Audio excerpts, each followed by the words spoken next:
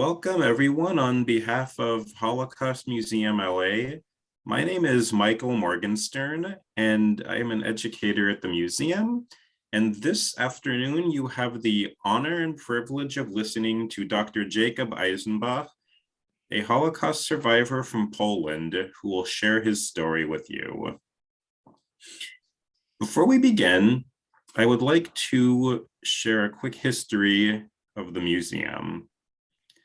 Holocaust Museum LA was founded in the early 1960s by a small group of local Holocaust survivors who wanted to make sure that the world would always remember and learn from this tragic history. In the early 1960s, most survivors were not yet ready to relive their trauma, largely because most people were not yet ready to listen to it. Thanks to the courage and foresight of this group of survivors, we have what became the first and oldest Holocaust museum in the United States, always with a mission to commemorate, educate, and inspire future generations. We can't do the work that we do today without our survivor community, who still on a regular basis shares their stories with groups and students to make sure that we can still carry forward this history and engage with it directly. Dr. Eisenbach, thank you so much for joining us today. We are so honored to have you with us to share your story. And again, you'll have the opportunity to ask questions afterwards. Those watching on Zoom can use the Q&A box, and those watching on Facebook can use the comments, and we'll answer as many questions as possible. Thank you so much for joining us today and for everything that you do for our community. And you may begin.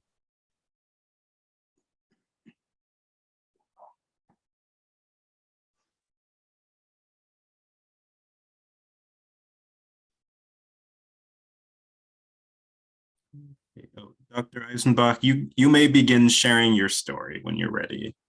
Okay, thank you, Michael, for that wonderful introduction. And thank you for inviting me to this great group of the public who are interested in hearing the story of the Holocaust and the story of genocides. I have been looking forward to be here and to speak to you, to this distinguished group. As a Holocaust survivor, I feel a moral obligation to keep telling this story in such a way that it will never be forgotten.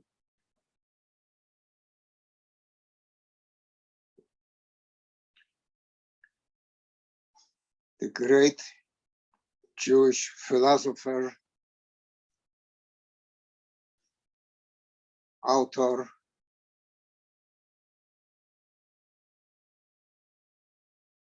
and recipient of the Nobel Peace Prize, Elie Wiesel,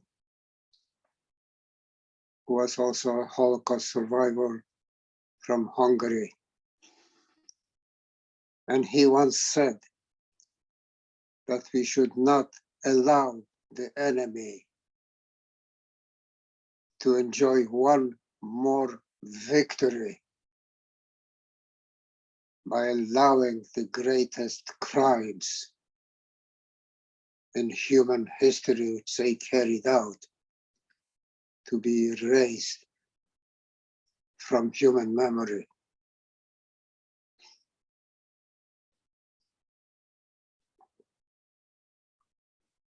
I have been speaking to many, many groups, all kinds of groups, synagogues, Chabad centers, churches, universities, colleges, high schools. Muslim groups.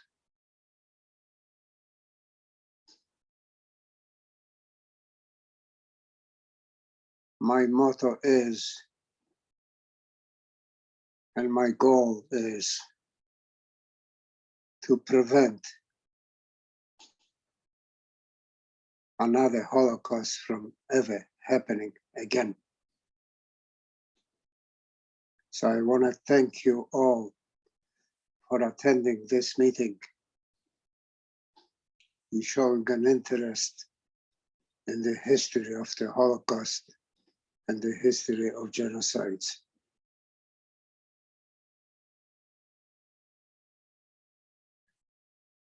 Next month, in April, I'll be 99 years old.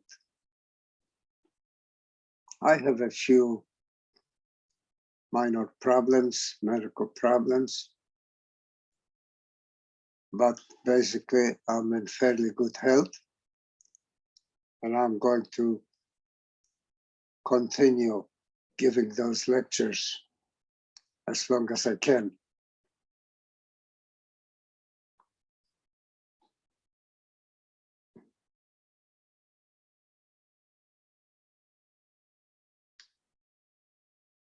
I have recently produced a documentary movie about my experiences during the Holocaust, before the Holocaust, during and after the Holocaust. That documentary movie is shown on YouTube. The name of the movie is The Star of Jacob. You can watch it at any time, 24/7, and it can be seen on YouTube without charge throughout the entire world.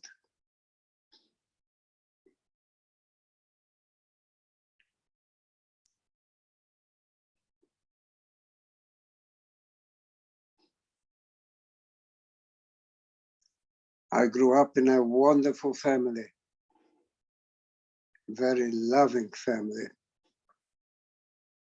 I had an older sister, 3 years older. Her name was Fela. And I had two younger brothers. I was the oldest of the three brothers. Sam was 2 years younger, and Henry was 5 years younger.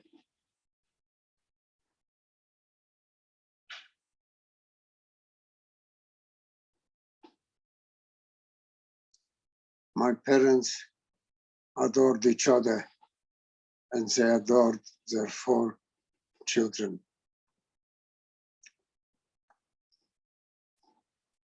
And we had a family of about, extended family of about 100 people.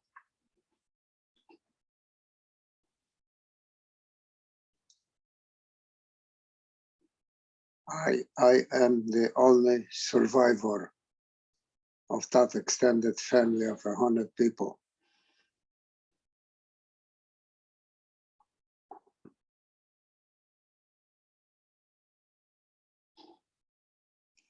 My parents had a special talent of making each of us 4 children feel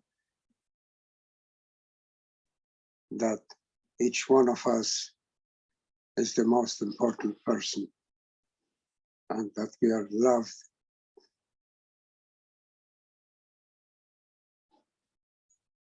and taken good care of.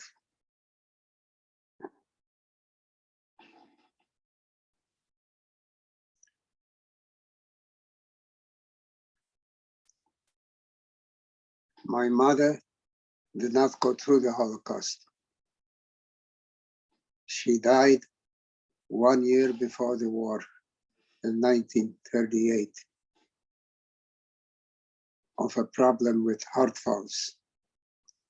She had rheumatic fever during childhood, which affected the heart valves, and in those days the medical profession had no solution for that problem.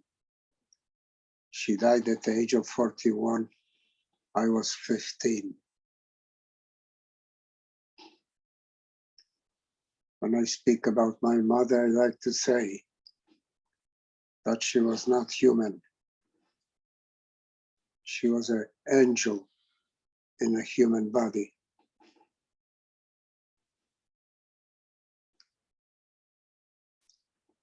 She would gather her 4 children, put her arms around us, and blessed us by saying, "You are my greatest possession." When she gave us this blessing, she didn't know what's coming. And she didn't know how this blessing helped us to survive.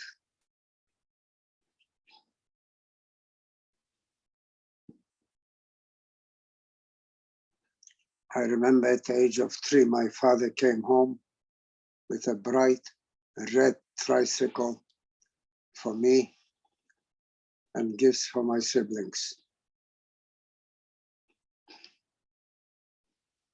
I grew up in the city of Lodz in Poland, population 700,000, and half of those people were Jewish. We lived in a Jewish part of town, and we had neighborhood little family-owned grocery stores, bakers, butchers, shoemakers, tailors,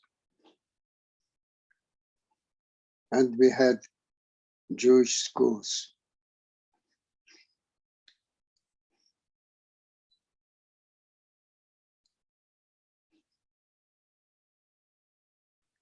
We had a wonderful life in Poland. Lodz was a textile manufacturing center,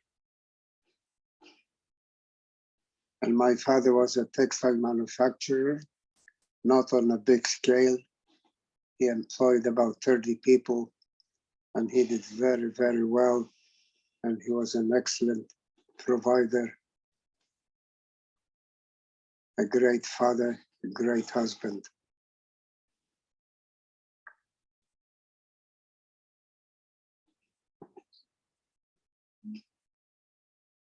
Every year, my father would rent a house in a resort place from a farmer, and the farmer would come to our house at the beginning of the summer to take all our belongings that we would need during the summer in that resort place. It was called the Mountain of Cherries. It was only 10 miles outside of the city limits of Lodz, but it took the horse-drawn wagon to get there all day. And once we got there, we made new friends. We played a lot of soccer, bicycle riding, basketball, swimming. And during the weekends, we went to a nearby forest to pick fresh blueberries. My mother was an excellent cook, and she was very generous and charitable.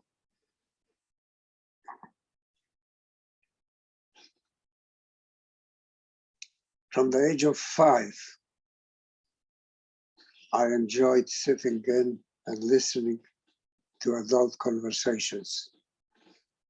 And I learned many wonderful lessons which helped me throughout my life. But if I have to pick up one lesson, that is the most important one.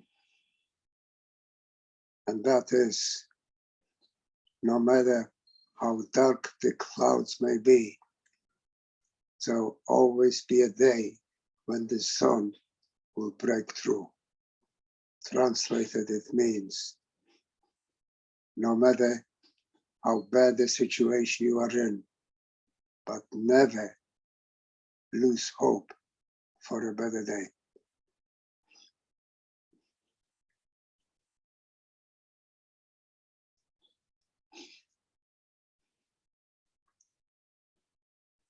Hitler came to power in 1933, and he started arming Germany. He had the Air Force, he had tanks, he had major armaments, munitions, trucks, motorcycles. He had everything to start a war. A few days before the outbreak of the war, on September 1st, 1939,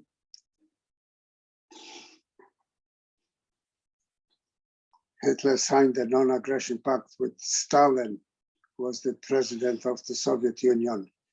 They decided to divide Poland. The Soviet Union would take over Eastern Poland, and Germany would take over Western Poland. They marched into my city without firing a single shot. Poland had no defenses, did not have an air force, armaments, tanks, nothing. The only means of transportation that Poland had was horses.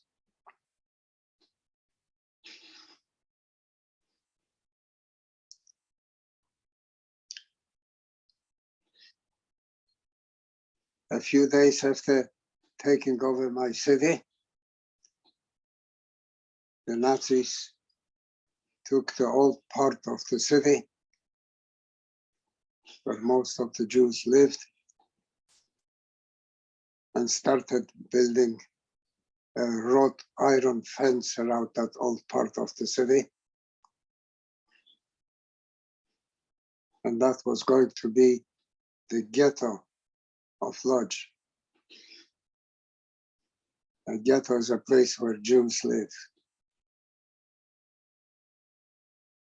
Every 200 feet along this fence was a watchtower,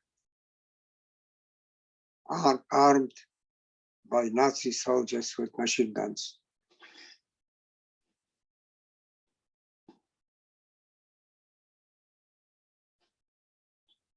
So nobody could come in or get out.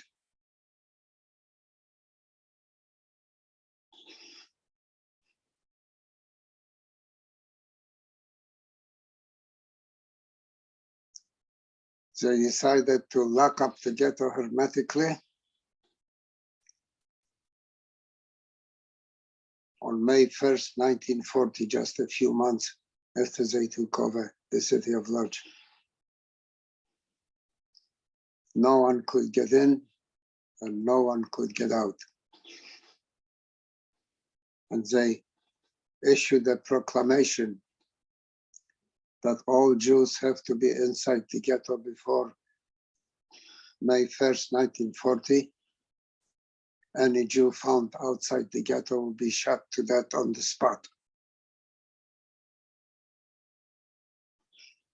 Before the ghetto was locked up hermetically, it was possible for Jews to escape to the Russian part of Poland. The Russians did not kill Jews.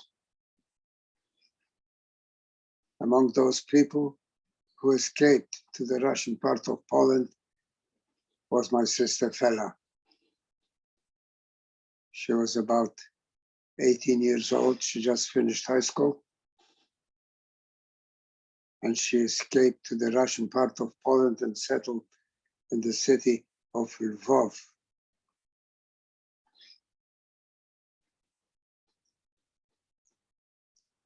We were able to communicate with her until the ghetto was locked up on May 1st, 1940. After that date, we had no mail, no newspapers, no radio. We were completely cut off from the rest of the world. We didn't know what was going on outside.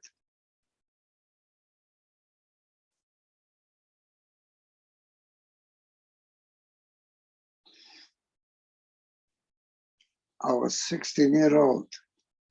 I was just a high school student when the Nazis build that ghetto.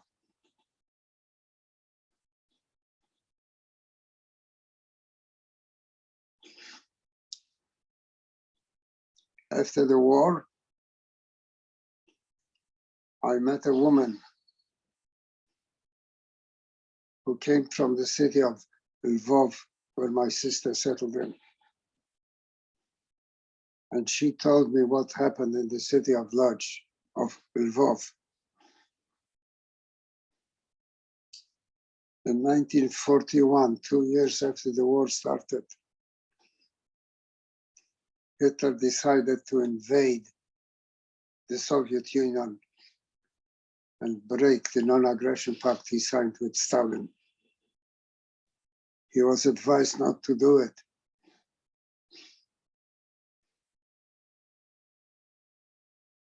By his military and political advisors. Napoleon tried it in 1812 and failed miserably because he couldn't supply the front lines in the brutal Russian winters of 50, 60 below zero and 5, 6 feet of snow. And his advisors were advising him not to break the non-aggression pact and not to invade the Soviet Union. But he didn't listen to his advisors because he wanted to get hold of the 3 million Jews who lived in Russia. That was one of the biggest mistakes that Hitler has made, because he could not supply his army in the brutal Russian winters.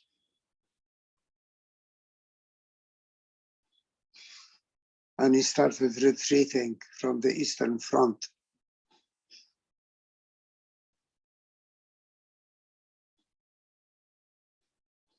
He was retreating from the Western Front, from Normandy in France. The Allied forces under the leadership of General Eisenhower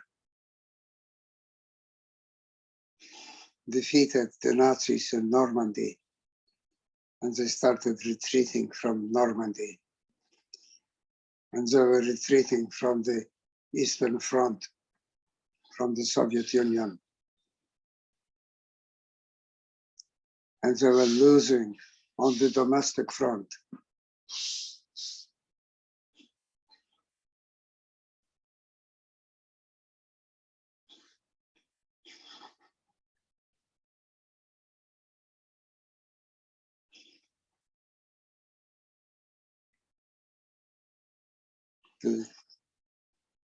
Some of the top Nazi leaders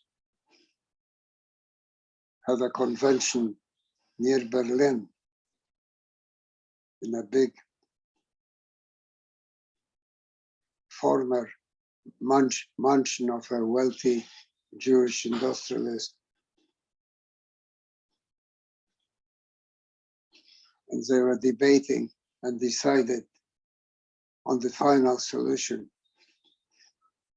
They didn't tell anybody what they meant by a final solution. But we Jews knew exactly what they meant by the final solution.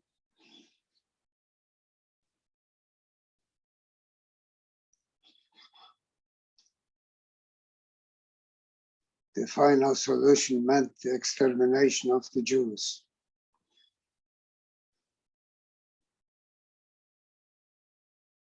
And Adolf Eichmann was assigned to develop the method to exterminate the Jews.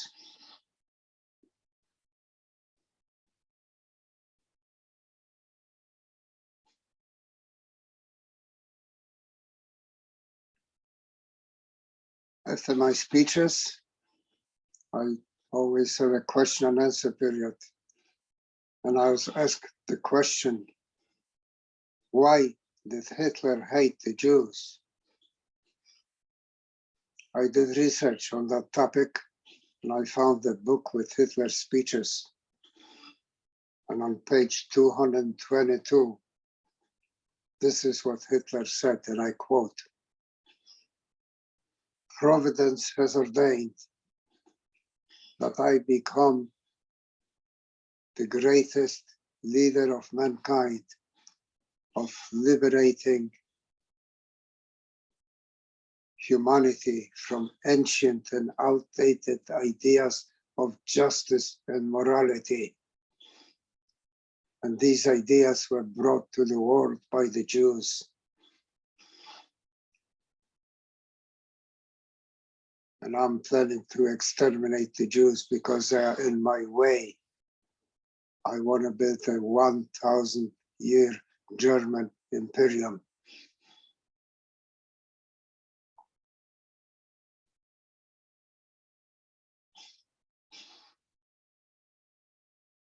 Toward the end of the war, which ended on May 8, 1945,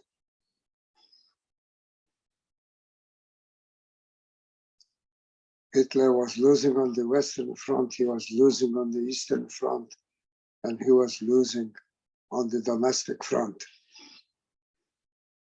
The Allies were bombing German cities. They were smashed into oblivion. I was there. I witnessed it. And a few days before the end of the war, on May 4th, 1945, Hitler committed suicide and his Nazi party disintegrated.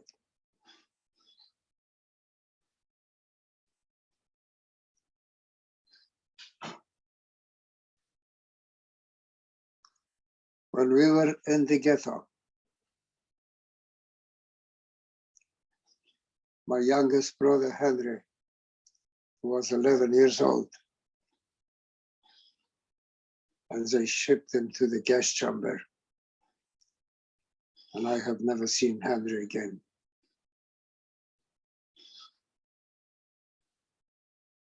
My father received an order for deportation.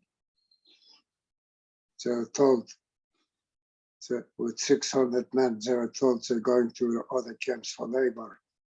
But that was a big lie. I met a man who escaped from that group of 600 after the war, and he told me what the Nazis did with them.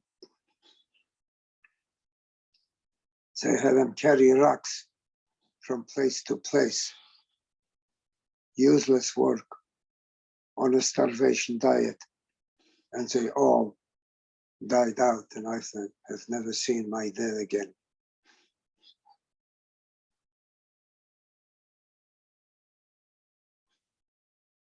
In 1941,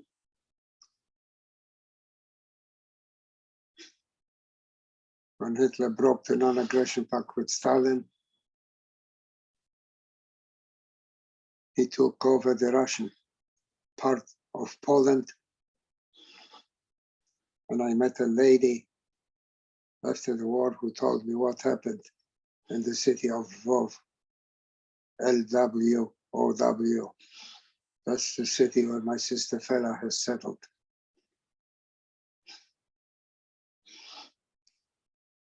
The Nazis came with machine guns. They built a ghetto in Lwów, like a lodge.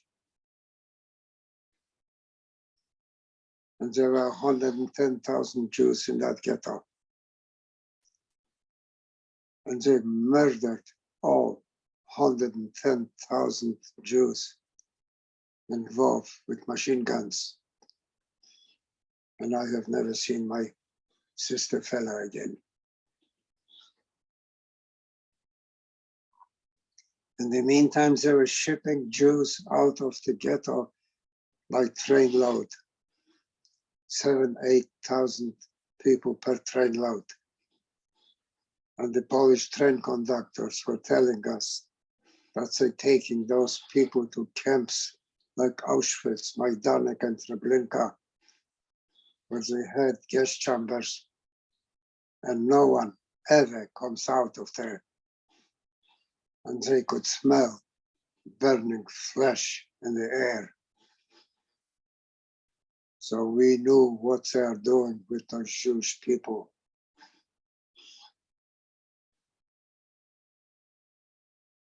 One day, I was in the ghetto with one of my younger brothers, Sam, 2 years younger. And we were the only ones left. The rest of the family was already shipped out to gas chambers. And I received an order to report for deportation. I disobeyed that order because I know where I'm going, to the gas chambers.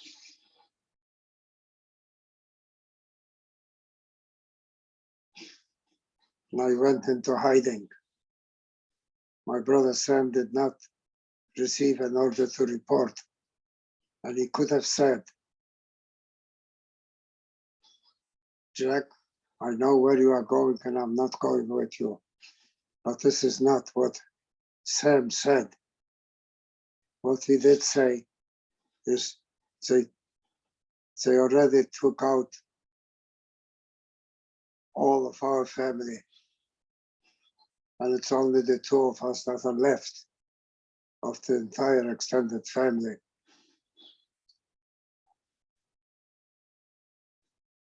Now they are taking you away. And I know where you are going. I'm not staying here by myself. I'm going with you. Wherever you go, I go. And whatever happens to you will happen to me. That's the kind of a family relationship that we had. After a month of hiding, we went back to a room that we used to live in. It was an upstairs room with squeaking wooden steps. We put a pile of straw in the corner, and Sam and I lay down in that pile of straw. One night, the neighbors were telling us that the police was there many times, and we had a friend put a padlock on the outside door. And when the police saw the padlock, they walked away. They decided there's nobody in there. And one night, 2 policemen come up those squeaking steps with loud voices. And they saw the padlock on the door. And one of the policemen had a flashlight. And he said, well, there's a padlock, there's nobody in there, let's go. And the other policeman was a wise guy, and he said, no, let's not go. Let's knock off the padlock and see what's going on inside. So he went downstairs, got a crowbar, knocked off the padlock, opened the door, and the first policeman looks around with his flashlight, and he says, well, there's nobody here, let's go. And the other policeman says, no, let's not go, let's look at that pile of straw. And they find us. And I know that this is going to be my end. But I've never forgotten my mother's blessing.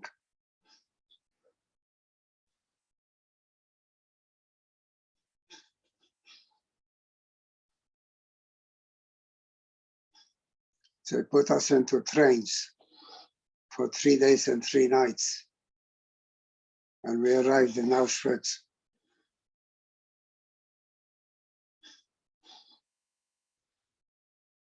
But they did not unload us in Auschwitz.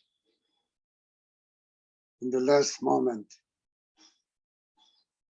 the train conductors got orders to change directions. And they took us to the city of Skarżysko. There was a munition factory in there. Adjoining the factory was a concentration camp with Jewish slave labor who operated the factory. And this is where they send us.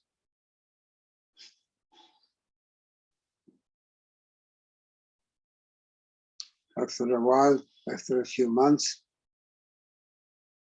so we moved the factory to the city of Czestochowa, closer to Germany and farther away from the fighting front.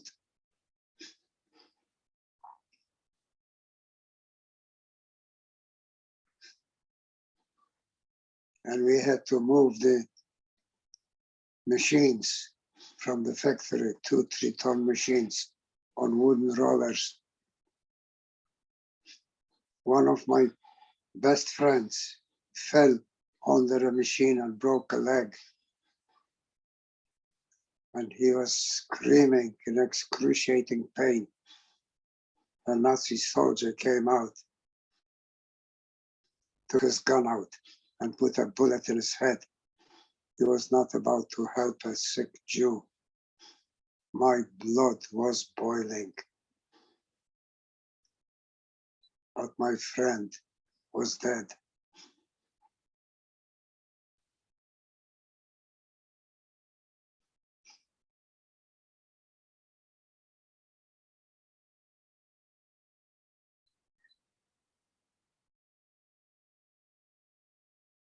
In April of 44, that's when the police deported me from the ghetto and my brother came with me.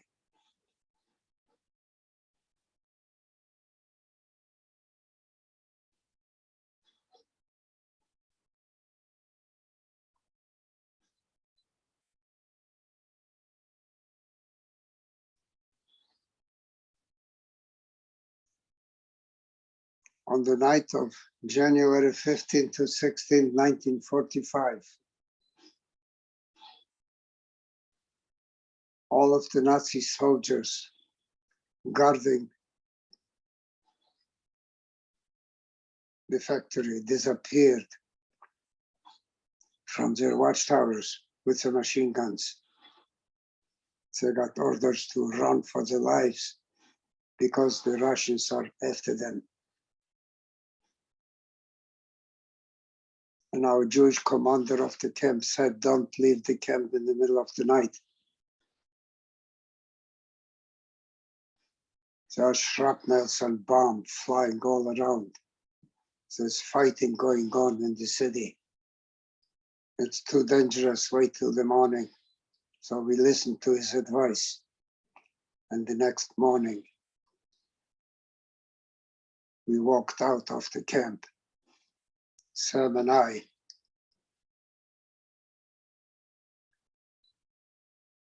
And I had a girlfriend. And she walked out with us also. Her name was Irene. And I married her a few months after the war. So after we leave the camp, walk out into the streets, first thing we were looking for was food, because the Nazis were starving us.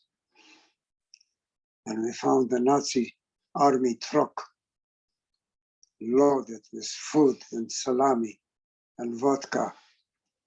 And we didn't drink, but we just wanted the food, and we were told not to eat much food because our bodies are so starved that we will not be able to digest that food and we can get sick. So we listened to that advice as well.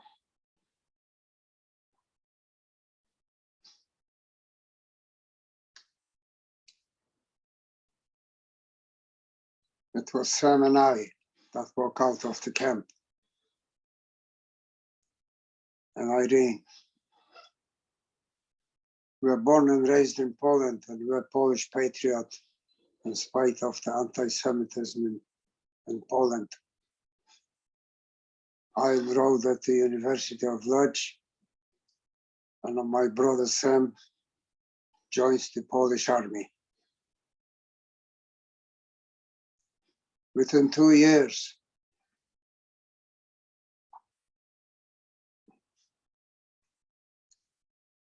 the army decided to send my brother Sam to Białystok. He obtained the rank of colonel, one rank under a general, and he was in charge of a division of 10,000 soldiers. And the army decided to send him to the city of Białystok, which was known to be very anti-Semitic.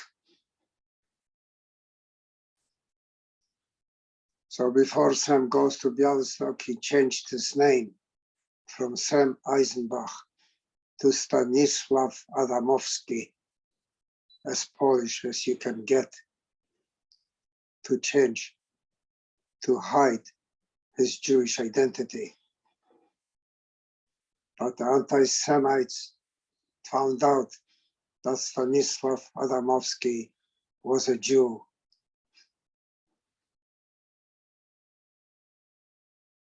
And one night,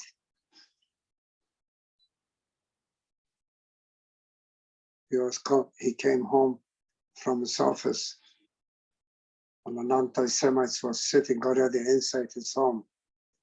And as soon as he came in, he put a bullet in his head and killed him.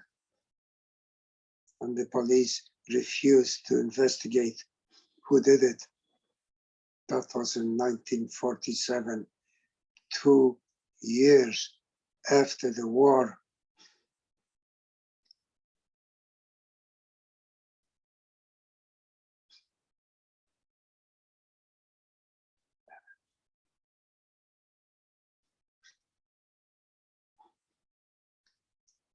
In June of 1939, just a few months before the war ended, there was a ship, the St. Louis, that arrived at the American harbor in New York with 947 Jewish refugees asking for asylum. They were refused the asylum. Who was responsible for that decision? It was Cordell Hull. Cordell Hull was the American Secretary of State, and he told President Roosevelt that we cannot allow these people to enter our country because they do not have return addresses. Preposterous. What a lousy excuse for anti-Semitism. He didn't carry a swastika on his arm, but he carried hatred on his arm and his heart. And that ship was forced to go back to Europe, and many of those Jews were killed by the Nazis. A year later, in June of 1940, a Turkish ship came with Jewish refugees, 750 Jewish refugees looking for asylum. Mrs. Eleanor Roosevelt bypassed her husband, the president.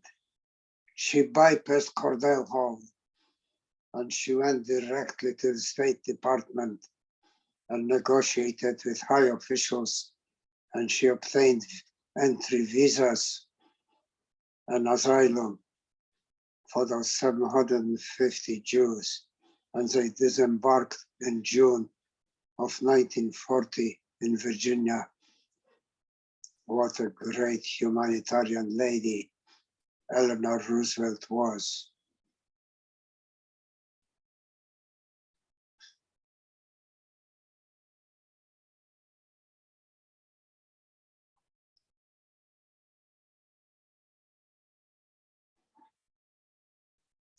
I was asked a question during the question and answer period. Did I lose faith in humanity? I answered them by telling them stories of the King of Denmark.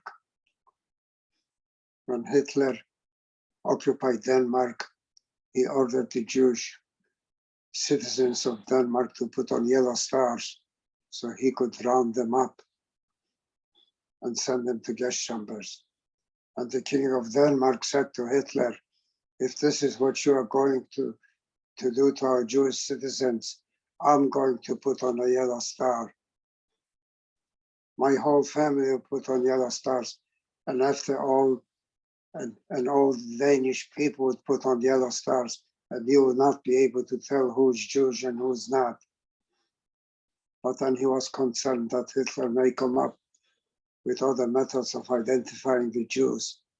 So he put them on small fishing boats and sent all of them to neutral Sweden, where Hitler couldn't touch them, and they survived the war in Sweden.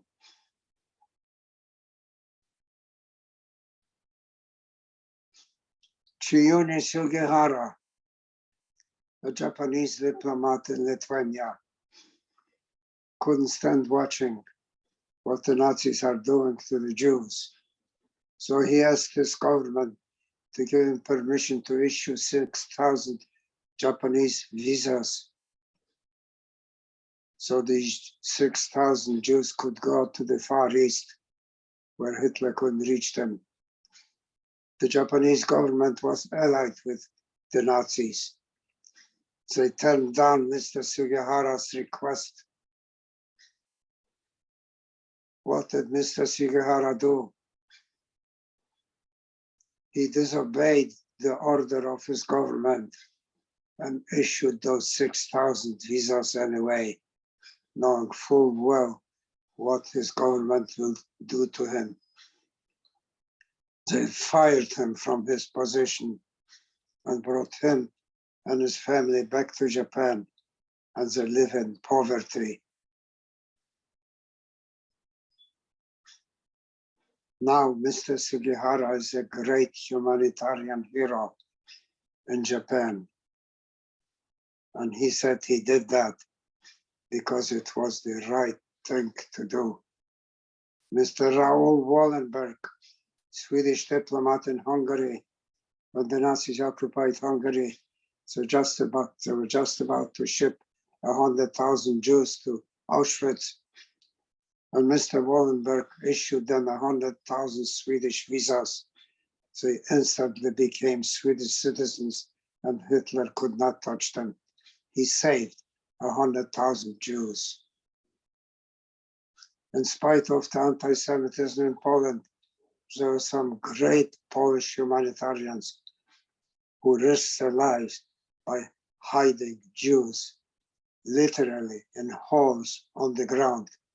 And when the Nazis found out about it, they killed not only the Jews, but the Polish people as well. But it didn't stop them from carrying on the humanitarian efforts.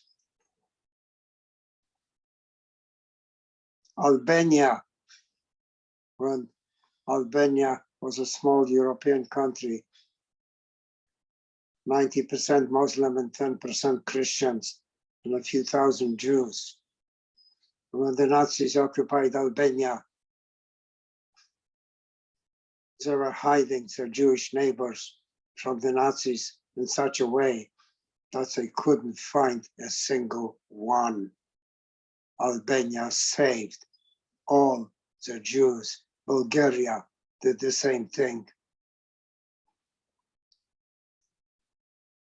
How can I possibly lose faith in humanity when such great humanitarians were walking on this planet? I was asked the question, did I lose faith in God? And my answer to that question was, how can I possibly lose faith in God? It is God who gave us the 10 Commandments, the 5 books of Moses, which were spread out throughout the world. I have great faith in God. I'm the Orthodox religious.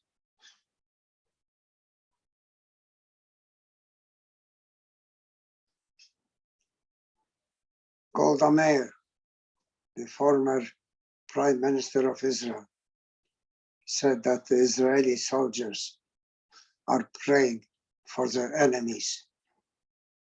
Show me an army in the world that is praying for their enemies.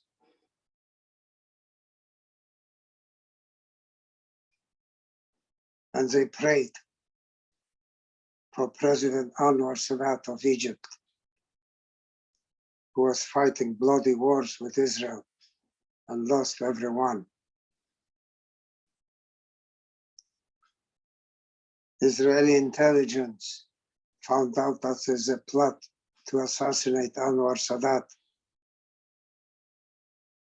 And they knew the names and addresses of the plotters, but they couldn't give it to Anwar Sadat because they were on a war footing. So they gave it to the king of Morocco, and he gave that information to Anwar Sadat.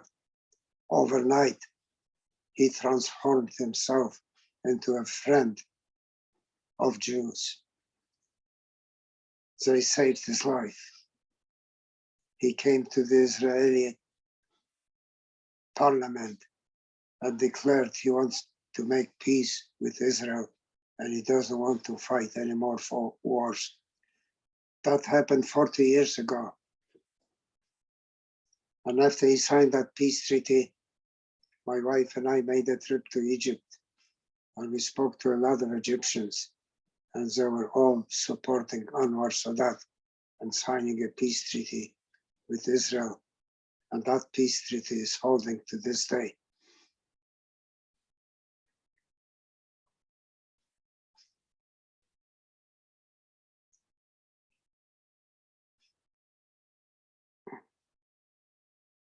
I left Poland in 1946 when the anti-Semites in the city of Kielce came out with crowbars and killed 43 of those few Jewish survivors of the Holocaust. We left Poland. Israel didn't exist yet until 1948, and that was 1946.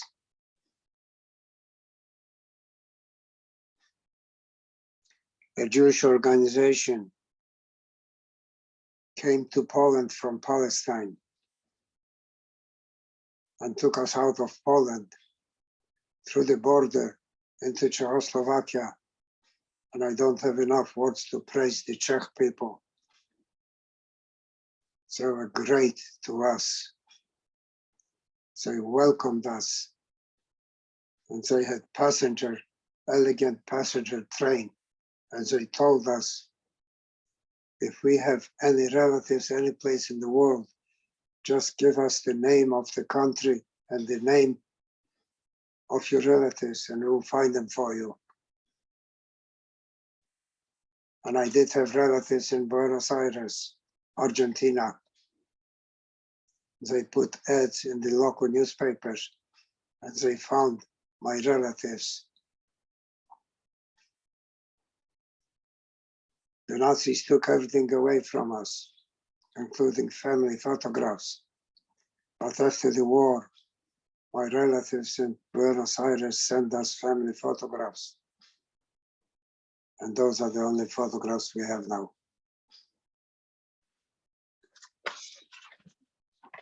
There's a book.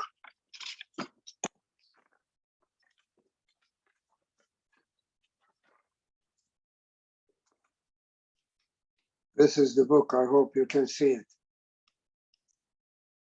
The title of the book is Preventing Genocides. It was written by Madeleine Albright, the former American Secretary of State, and co-authored by William Cohen, the former American Secretary of Defense. In that book, they are describing effective ways to prevent genocides.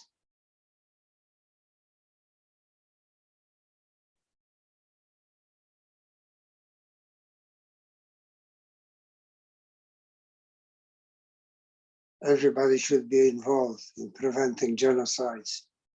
And that's why I'm thankful to you listening to me, to hear that story. We all should work against Holocausts and against genocides. The Israeli great political leader, Abba Eban, he was a great speaker. He was invited to give a speech at a synagogue in Newport Beach. I left everything to listen to Abba Eban. And he made a prophetic prediction that Israel is here to stay forever.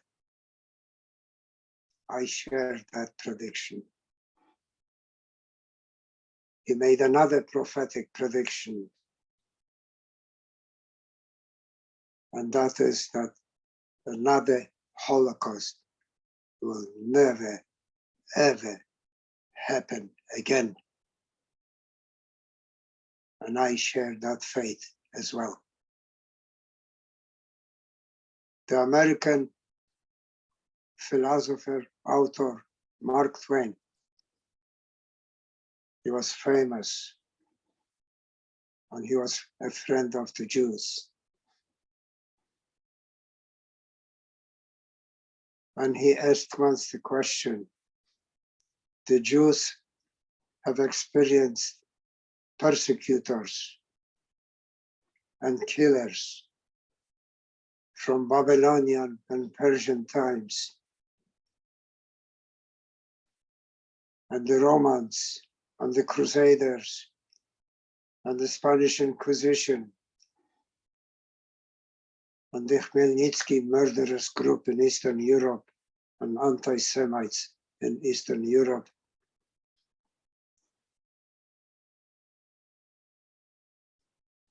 And now Hitler. All of these persecutors and killers of Jews are gone, but the Jews are still here. What is the secret of their survival? There's no secret. The reason for the survival of the Jewish people is the unbreakable, indestructible faith in God. I came to this country in 1950. I've never experienced any anti-Semitism in this country personally. Not that there isn't any. There is. But it's a small group of us anti-Semitic, have very few followers. United States is the greatest country that ever existed.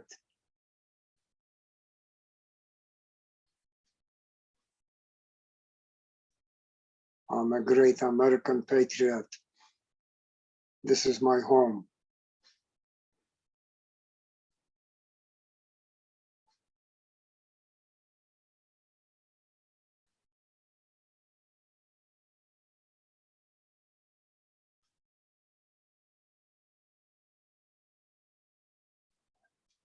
Now we turn the program over to you, and you can ask any questions you want.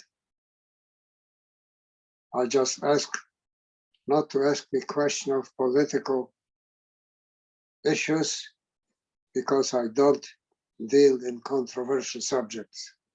I only deal in facts as I have personally experienced. So please don't hesitate and ask any questions you want. I encourage you to ask questions. Thank you so much for sharing your story with us this afternoon. If anybody has any questions, again, those watching on Zoom, please use the Q&A box, and those on Facebook can use the comments section, and we'll get through as many as we have possible. How did you find out about your brother's death?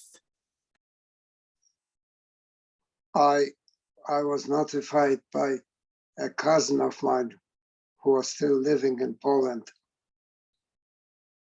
And he went to the city of Białystok and talked to the police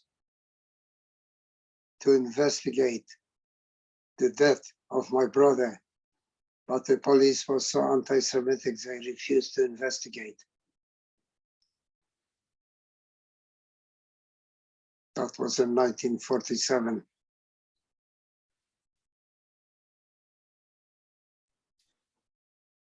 Thank you for sharing. Can you please share with us a little bit about when you first arrived in the United States and where you settled and who you or where you stayed at first? We came to the United States on the President Truman law of allowing 200 European refugees, mostly Jewish, to come to the United States. And we disembarked in New York, and there was a Jewish organization called the Hayas, Hebrew Immigrant Aid Society, and they were waiting for us at the port because we came by ship. And they helped us until I found a job in Germany. After we left Poland, I enrolled at the University of Frankfurt College of Dentistry, and I got a D&D degree, Doctor of Dental Medicine. But in order to practice in the United States, you had to have an American degree. So I attended University of Iowa College of Dentistry with advanced standing. And I was admitted to that university as a junior.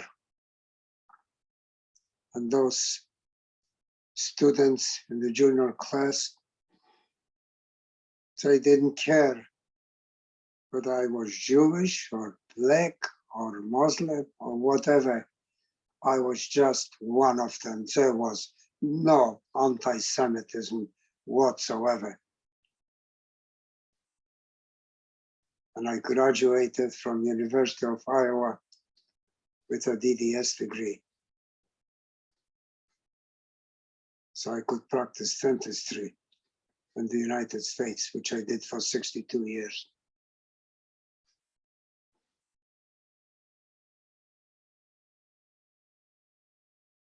And I practiced for 18 years in Cedar Rapids, Iowa.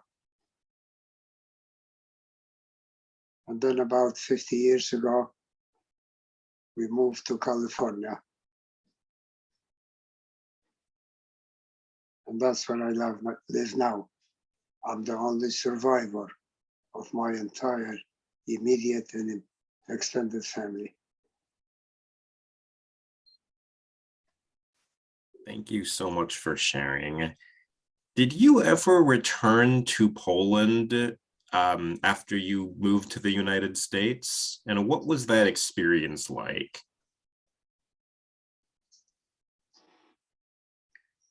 I did make a trip to Poland about 30 years ago, and I had a wonderful experience.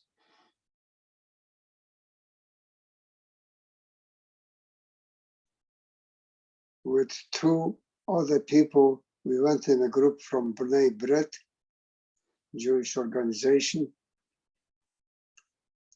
And in that group, there were two other people from Lodz. And we went to the city of Lodz. And everybody lived in apartments. Only the ultra rich lived in homes. And we were not ultra rich. So we lived in an apartment. And it was upstairs. It was a nice apartment. And my two friends waited in the car for me downstairs. And I went upstairs. And this apartment was divided into 3 apartments. 2 of them had padlocks on them, and one of them did not. So I knocked at the door,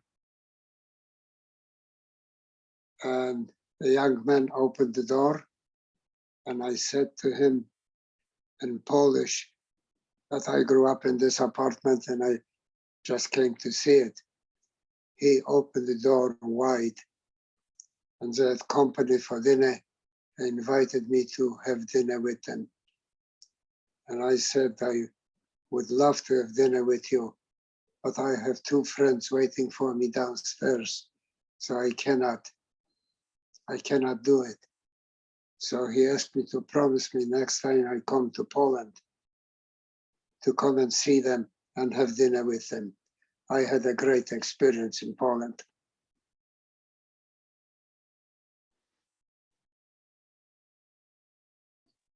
Thank you so much for sharing that positive experience with us. Some of the audience members would like to know a little bit more about your wife and the family that you started in the United States, and whether or not you have grandchildren.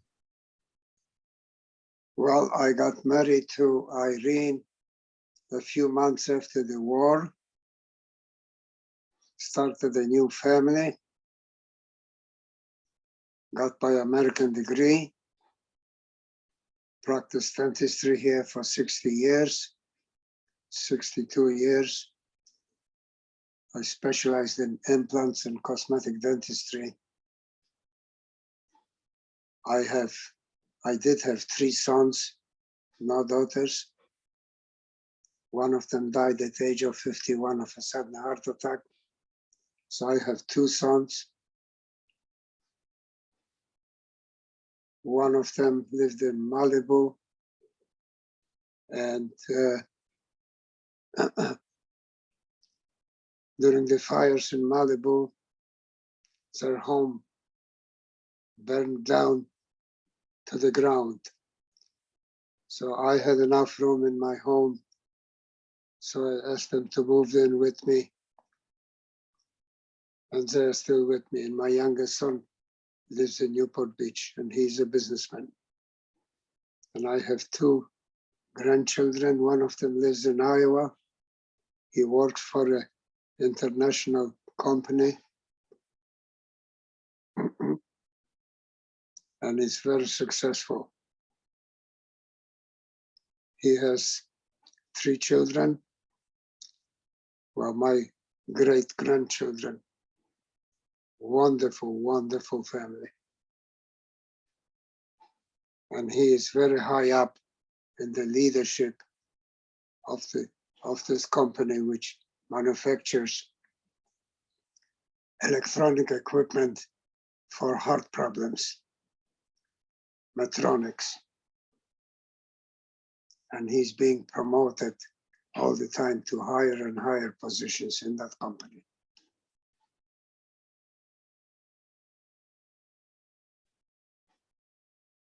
And I have a granddaughter who lives in Orange County.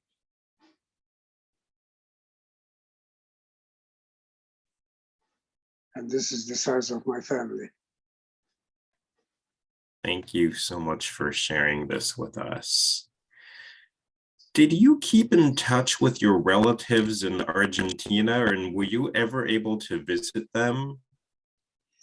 No, I never was able to go to Argentina. And I do have some distant relatives, and I did contact them at one point, but we kind of lost contact.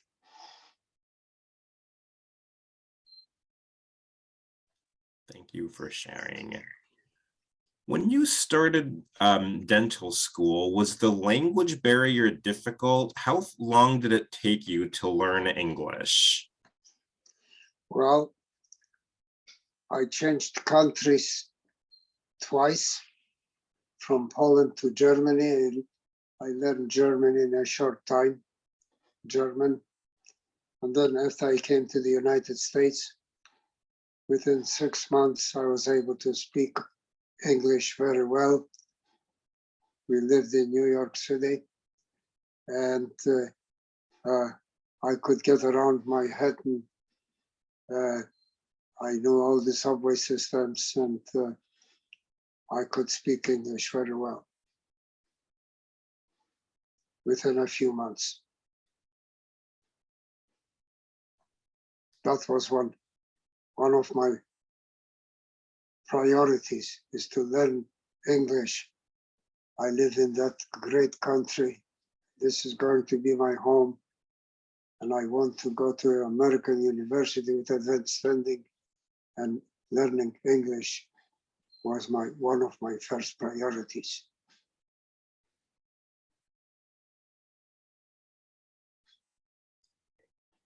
Thank you for sharing. Going back to the moment you were liberated, can you please share with us some of your feelings, what was going through your mind on that day? On that day, when we were liberated by the Russian army in Czestochowa, we didn't know if anybody else survived. Everybody who survived went back to his hometown, because whoever survived would first go to the hometown. So I went to Lodz from Czestochowa. And so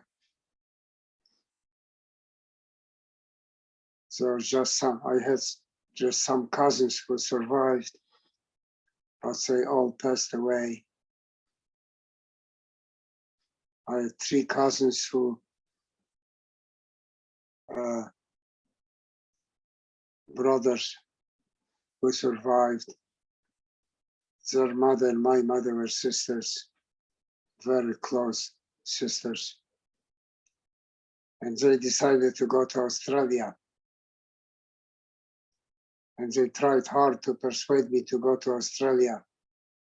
But ever since I was a little boy, whenever a conversation came up about the United States, it was the greatest country in the world. And I always wanted to come to the United States. So we parted our ways. And those 3 brothers went to Australia. They became very successful. All 3 of them have passed away. And the brother who informed me about Sam's death in Białystok also passed away. So I am now the only survivor of my entire family.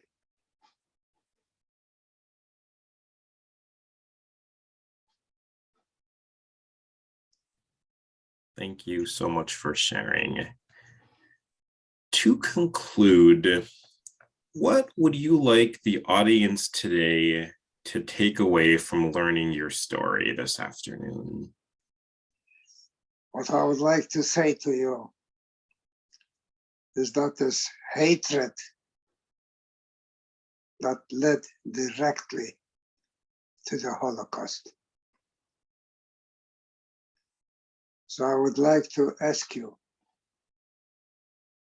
do not accept any ideas of hatred, because hatred is just a word, just an emotion, it can be responsible for the death of millions and millions of people.